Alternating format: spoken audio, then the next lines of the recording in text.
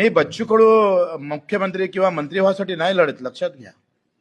मी गुवाहाटीची बदनामी सहन केली, पण दिव्यांग मंत्रालय हाती घेतलं. बदनामी झाली तरी बेहतर.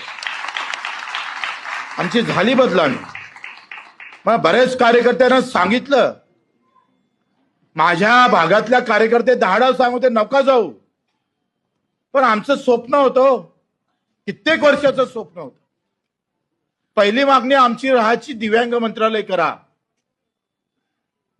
आणि फोन आला आम्ही करतोय. काहीच विचार नाही केला.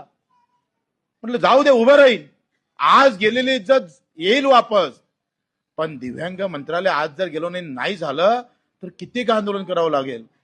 मित्र, एका फोनवर आणि 2 पावलं गुवाहाटी टाकल्यावर जर माझ्या दिव्यांग बांधवांसाठी मंत्रालय झालं, बदलामी जरी झाली असेल, तर बच्चू कडू अधिक मेहनत करून ते